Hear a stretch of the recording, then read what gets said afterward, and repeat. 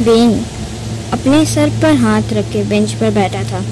एक डॉक्टर वेंग को बोले, मिस्टर वी, पेशेंट की हालत क्रिटिकल है। सर में गहरी चोट लगने की वजह से वो कोमा में चला गया। और बच्चा, लेडी डॉक्टर बोलते हुए रुक गई। वेंग के फेस पर टेंस था। वो डॉक्टर को देखे जा रहा था। फिर डॉक्टर दोबारा बोले, हमें बच्चे को आर्टिफिशियल बेबी बम में रखना पड़ा। हालांकि बेबी ने सरवाइव कर लिया था, पर आगे कर पाएगा ये नहीं कह सकते। तो वेंग बोला, क्या मैं देख सकता हूँ? हाँ, क्यों नहीं, डॉक्टर बोले। तो वेंग इमरजेंसी वार्ड में चला गया। इमरजेंसी वार्ड में वांजी बेड पर लेटा था। उसके मुंह पर ऑक्सीजन मास्क लगा हुआ था और वायर ट्यूब से बेबी से जुड़ा हुआ था, जहां बेबी मूव कर रहा था। वेंग वांजी के पास जाता है, उसके गालों को टच किया। उसकी आंखों से आंसू निकलना शुरू हो गया। वो हार्शली आंसू को साफ करता है। फिर वो जोई को कॉल किया। जोई से कुछ देर बात करने के बाद डॉक्टर के कैबिन पर गया और दोनों को घर ले जाने का अप्रूवल मांगा, जिस पर डॉक्टर भी हाँ कर देती है। हॉस्पिटल से मैं उनकी केयर कौन करता, पर घर पर रैनी है, बहुत सर्वेंट है, गार्ड है उनकी केयर करने के लिए, और घर का एनवायरनमेंट ज़्यादा अच्छा होता है। वेंग अपने पर्सनल डॉक्टर जोई को बुलाया। जोई भी वेंग मेंशन पर ज़्यादा टाइम गुजारने लगी। अब टाइम गुजरता गया। कुछ दिनों बाद बेबी को आर्टिफिशियल केयर से बाहर निकालते हैं। जोई उसे क्लीन कर वेंग को देती है, पर लिटिल जॉन कोई रिएक्ट ही नहीं कर रहा था, सिर्फ वेंग को देखे जा रहा था, जिसे वेंग घबराते हुए जोई की तरफ देखा। जोई वेंग की फीलिंग समझ रही थी। इनफैक्ट इतने दिनों तक वेंग किस पेन में गुजर रहा जोई ने देखा है। वो बोली, वेंग, बेबी मानसिक रूप से ठीक नहीं है, उसका मेंटल हेल्थ ट्रिगर कर रहा। उस एक्सीडेंट के बाद सिर्फ कोई एक रीज़न होगा उसको शांत कराने का। वेंग साय किया और बेबी को रैनी को दिया। रैनी मिल्क बोतल से लिटिल जॉन को फीड कराती है, पर लिटिल जॉन रिजेक्ट कर रहा था। अब वेंग को टेंशन होने लगी, ऐसे में बेबी भूखा ही रहेगा। तो जोई बोली, आएंगे। इस टाइम बेबीज अपनी माँ के पास ही रहना पसंद करते हैं, इसलिए बेबी मिल्क असर नहीं कर रहा है। तुम उसे वांजी के पास ले जाओ, जिसे वो सिक्योर फील कर सके। वेंग लिटिल जॉन को वांजी के पास ले गया और उसके बगल पर लेटा दिया। पहले तो बेबी वांजी को देखा, फिर खिलखिलाकर हंसने लगा और वांजी के रोग को पकड़ने की कोशिश करने लगा, जिसे देखकर जोई मुस्कुराई और वेंग को रिलीफ मिला। अब ज़्यादा टाइम लिटिल जॉन वांजी के साथ ही रहता है।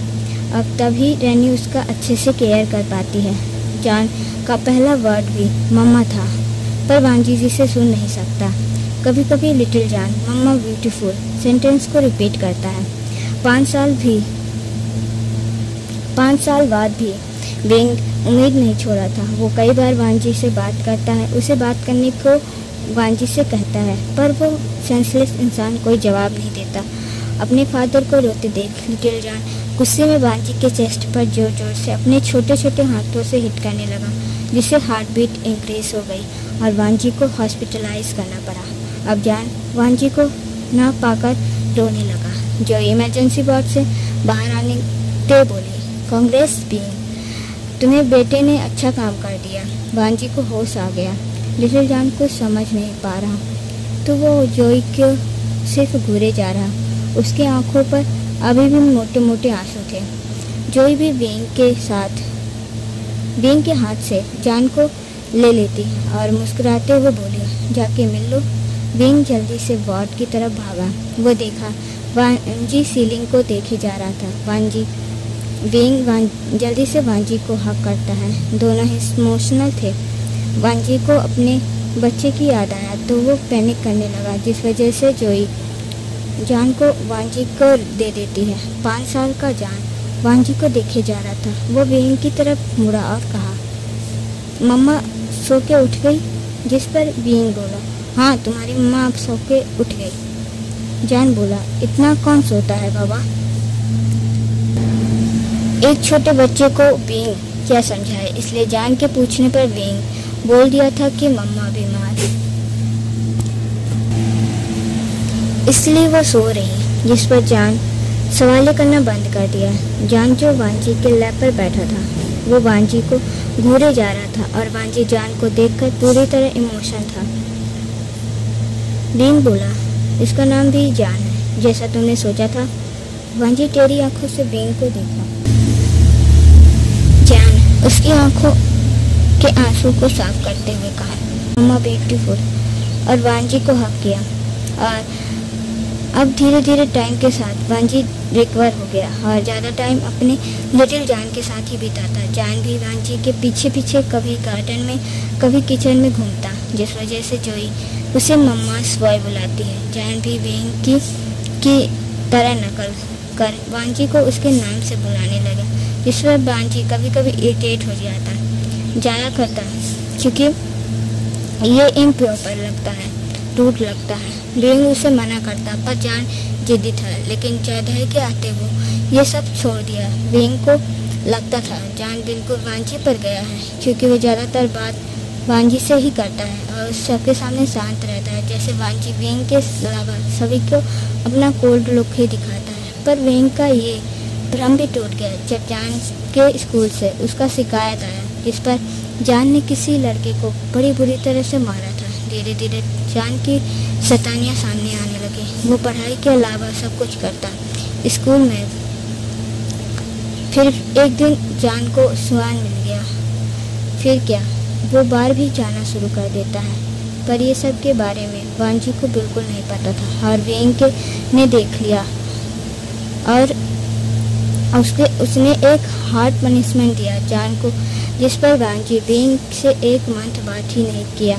धीरे धीरे जान को बाहर जाने का लत लग गया, जिससे बींग परेशान हो गया। फिर जान को जॉब के लिए फोर्स करने लगा। अब प्रेजेंट टाइम में एक लड़की चेयर पर बंधी हुई थी। वो सामने वाले जिसके फेस पर एक सेटिस्फेक्शन था। जान लिली को एक स्लैप लगा देता है, जिस वजह से लिली रोना स्टार्ट कर दिया। वो रोते हुए बींग से बोल रही थी, लिली ने कुछ नहीं किया।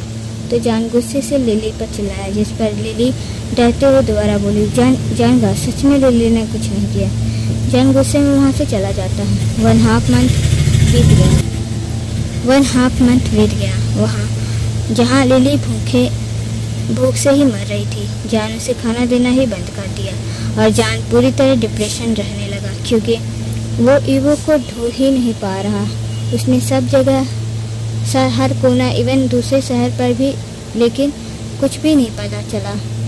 अब ये सब छोड़कर जान अपना सारा टाइम ईवो के कंपनी को वापस पहले पोजीशन में लाने का काम कर रहा। जान वांग मेंशन जाता, ज़्यादा टाइम वो वहीं रहता है, क्योंकि वेंग ने कहा वेंग कार्बन को अकेला नहीं छोड़ना चाहता। उसने ईवो से प्रॉमिस किया था कि वो उसके मदर का पूरा ध्यान रखेगा, लेकिन जान कार्बन से परेशान हो जाता है। कार्बन और जान की बिल्कुल नहीं बनती। वांजी लिविंग पर बैठा टीवी देख रहा था। तभी डोरबेल बजी। वांजी सोचा, इस वक्त कौन हो सकता है। वांजी डोर को खोलने लग जाता है, तब उससे पहले ही डोर फोर्सफुली खुल गया और सामने लुआन यानी सियाओ जून खड़ा था। वो भी क्रीपी स्माइल के साथ। लिली के जाने के बाद जून हर वक्त वी पेंशन पर नज़र रखता था, कब उसे वो मौका मिले जब वांजी अकेला हो। आज उसे ये मौका भी मिल गया, तो वो कैसे जाने दे। वांजी जून को देख कर पैनिक करने लगा। वो पीछे जाने लगा और जून धीरे धीरे उसके पास आ जा रहा था। ऐसा लग रहा था जैसे पास्ट फिर से रिपीट हो रहा है। तभी पीछे से आवाज़ आई, मम्मा। आपने इससे पहले वो अपना सेंटेंस कंप्लीट करता, वो सामने कोई अनजान को देखा और वांजी घबराया हुआ था। जान गुस्से में उसे पूछा, कौन हो तुम? वो जून कुछ जवाब नहीं दिया, तो वो सिर्फ जान को देखे जा रहा था। जान वही बच्चा था जिसे वो मारने की कोशिश किया था। यहाँ पर जान जून यानी लुआन से पहली बार ही मिल रहा। कोई जवाब न जानने पर वो जून के फेस पर पंच करने लगा। कोई जवाब न पाने पर वो जून के फेस पर पंच करने लगा। वांजी इसे देखकर पैनिक कर रहा था। इसका मतलब ये कोई सेफ इंसान नहीं है। तभी विंग भी ऑफिस से वापस आ गया। वो देखा जान किसी को बुरी तरह पीटे जा रहा है, जिसे देख विंग उसके रोकने जाता है, पर बीच में रुक गया। जान लुआन को काफ़ी बुरी तरह से मार रहा था। विंग को देखकर जान जून का फेस उठाकर पूछा, बाबा क्या आप इसे जानते हैं? जून भी विंग को देखा। विंग पैनिक का एक्टिंग करते हुए बोला, ये कौन है? जान मैं नहीं जानता इसे। अर्जुन को देखकर स्मक करता है। यह सुनकर जान फिर से जून को मारने लगा, लेकिन उसका मन भरा नहीं। विंग तो ये सब देख रहा था। इस बार वो बिल्कुल भी रोकने की कोशिश नहीं करता। इस बार विंग खुद चाहता था जान उसे मारे, पर वांजी अब जान को बीच में रोक दिया। ऐसे तो जान उसका मर्डर ही कर देगा। जान गार्ड को इशारा किया। गार्ड जॉन को पकड़ लिया और वहाँ से चले जाते हैं। थोड़ी देर बाद वो तीनों डाइनिंग टेबल पर बैठे थे, पर विंग जान को डांटे जा रहा था। विंग को पता था, पर वांजी जान को डांटे जा रहा था। विंग को पता था जान इतनी आसानी से जॉन को जाने नहीं देगा, और वांजी का रिएक्शन देख कर और भी नहीं। जून ने हैवी सिक्योरिटी तोड़कर अंदर आया था। अब जून के लिए ये सब कोई नर्क से बेहतर नहीं। वो स्माइल कर वो दोनों की चिट चैट को सुन रहा था। वांजी बार बार जान को डांटे जा रहा था। जान बार बार यही कह रहा था कि कुछ भी नहीं हुआ है, मैं ठीक हूँ। 4 मंथ के बाद, और इन 4 मंथ में भी जान वांग को एक ऊंचाई पर पहुंचा ही दिया था। जान बहुत ही खुश था। जान विंग के से मिलने बी मेंशन जाता है। यहाँ वो आते हुए बोला, बाबा अब तो बता दीजिए गागा कहाँ है? जान ने ईवो को बहुत ढूंढा, पर ईवो नहीं मिला। थक हारे कर जान विंग के पास गया तो विंग एक नोटी स्माइल करते हुए कहा, मुझे लगता है अभी टाइम नहीं आया। तो वांजी आते हुए बोला, अब बता भी दो, वो कब से उसे ढूंढ रहा। अगर आप नहीं बता सकते तो मैं बता देता हूँ। विंग शाय किया। उसे जान को और टीज करने में मन कर रहा था। वो बोला, न्यू मेंशन तुझे कैसा लगा जान? तो जान बोला, वो तो, पर वो बीच में ही रुक गया। वो बी की तरफ देखते हुए बोला, बाबा विंग कहा, हमें उसका डेकोरेशन शुरू कर देनी चाहिए। तो वांजी भी हामी भरता है। जान जल्दी से विंग को गले लगाया। वो सोचता है, मैंने सब जगह ढूंढ लिया, पर क्यों अपने ही घर को नहीं? कभी सोचा ही नहीं था बाबा ने ईवो को अपने ही घर पर छिपा कर रखा है। विंग उसके शोल्डर पर हाथ रखते हुए बोला, उसका ध्यान रखना, और वैसे भी तेरे ऊपर 2 लोग की रिस्पॉन्सिबिलिटी जो आ गई। 2? जान कन्फ्यूज होकर बोला। तो वांजी जल्दी से बोल पड़ा, वो तेरी और ईवो की बात कर रहे हैं। जान तुम दोनों अपना रिस्पॉन्सिबिलिटी अच्छे से संभालना, ओके? जान स्माइल कर हाँ पर से हिलाया। वांजी उसके फोरहेड पर किस करता है, फिर जान वहाँ से चला जाता है। विंग बोला, वांजी तुमने बताया कि नहीं? तो वांजी स्माइल कर कहा, सरप्राइज होशियार, और वो अपना सरप्राइज देखकर बहुत खुश होगा। वांजी के बात पर विंग भी स्माइल किया। दूसरी तरफ ईवो मुंह फुलाते बैठा था, और एक लेडी जिसका नाम रेन है, पर वांजी और ईवो उसे रेन माँ बुलाती है। विंग ने उन्हें ईवो की देखभाल के लिए रखा है, क्योंकि वांजी हर वक्त ईवो के साथ नहीं रहता। विंग भी टाइम निकालकर ईवो से मिलने आता है। रेन माँ ईवो को हेल्दी फूड खिला रही थी, पर ईवो मना कर देता है। उसे फिर से तीखा खाना था, पर रेन माँ साफ मना कर देती है। ईवो दिन में 2 से 3 बार तीखा फूड खाता है। ऐसा ही चलता रहा तो उसके पेट में जलन होने लगेगी और स्टमक पेन भी स्टार्ट हो जाएगा। पिछली बार यही तो हुआ था, इसलिए रेन माँ उसे उबला हुआ खाना खिलाती रहती हैं, पर ईवो अपना मुंह फुलाकर बैठा था और बिल्कुल भी नहीं खा रहा था। तभी डोरबेल बजा और ईवो की आंखें चमक गई। वांजी होगा और उसके लिए कवर एंड मास्क का सूप लाया होगा। यही ईवो सोच रहा था, पर एनमा सोचती है कमाल है, यंग मास्टर सुबह ही तो आए थे और उन्होंने कहा था वो शाम को ही आएंगे। जब भी वो आते हैं तो डोरबेल नहीं बजाते और मास्टर के अलावा इस मेंशन में कोई नहीं आता। अब डोरबेल लगातार बजना शुरू हो गया, जिससे रेनमा घबरा गई। वो धीरे धीरे कदमों में डोर के पास जाती है और उसे ओपन किया तो सामने एक 19 साल का लड़का खड़ा था, स्माइल के साथ। उसके फेस पर एक्साइटमेंट, उदासी साफ ही झलक रही थी। रेनमा बोली, जी आप कौन? रेनमा जान को देखा ही नहीं था। वो 60 साल की एक बूढ़ी औरत थी। उसे पैसे की जरूरत थी अपने पोते को पढ़ाने के लिए और विंग को एक केयर टेकर की जिसे प्रेगनेंसी के बारे में पता हो, इसलिए रेन को जॉब में रख लिया। पीछे से ईवो बोला, रेनमा क्या मम्मा आ गई? वो रेन के पीछे धीरे धीरे आ रहा था। वो बेबी बम के कारण ठीक से नहीं चल पाता। ईवो जब दरवाजे के पास देखा, शौक ही की वजह से उसकी आंखें बड़ी हो गई। सामने जान खड़ा था, वो भी सेटिस्फेक्शन स्माइल के साथ। पर उसे देखकर ईवो पीछे की तरफ भागने लगा, पर उसकी स्पीड बहुत कम थी। जान जल्दी से उसे पकड़ लिया। उसकी नज़र जब ईवो की स्टमक पर पड़ी तो वो ईवो की तरफ कंफ्यूज लुक से देख रहा था। ईवो सोचता है, हाँ अब जान मुझसे नफरत करेगा, मुझसे प्यार करना कम कर देगा, मुझे देखना बंद कर देगा। जान धीरे से बोला, क्या आप प्रेग्नेंट हैं? ईवो अपना आंखें टाइट बंद कर लेता है। वो बोला, क्या तुम्हें डिस्कस्ड फील हो रहा है जान? वो अपना आंखें खोलकर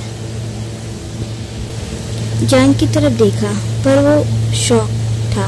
जान की आंखों पर मोटे मोटे आंसू थे और साथ ही वो पागलों की तरह स्माइल कर रहा था। तो ईवो हैरानी से पूछा, क्या तुम्हें अजीब फील नहीं हो रहा जान? तुम्हें डिस्कस्ड फील नहीं कर रहे?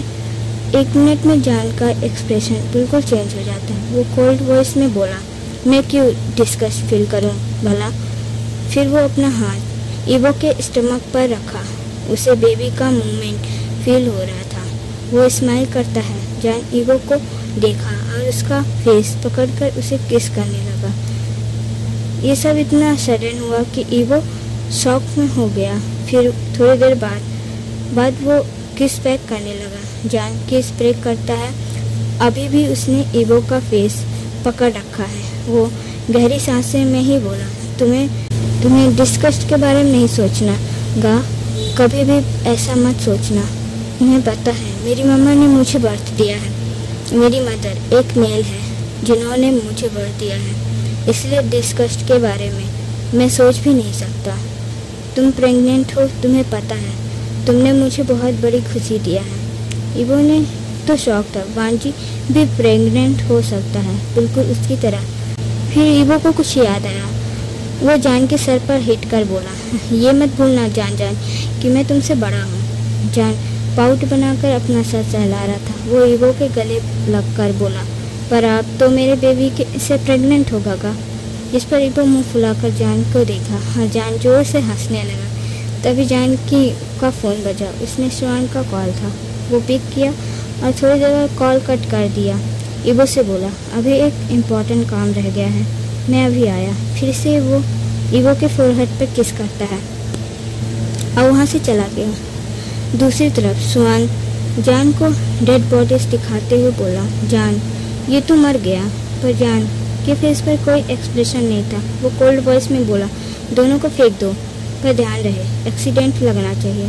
2 बॉडी श्यान जून और लिली की थी, जो इतने महीनों से ये टॉर्चर के बाद अपना दम तोड़ देते हैं। इधर बेंग चाओ के लिए बड़ी टेंशन थी, क्योंकि लिली और जून दोनों ही अचानक से गायब हो गए, जिसे हानी बार बार लिली के बारे में पूछ रही थी और हर बार बेंग चाओ उसे झूठ बोलता था।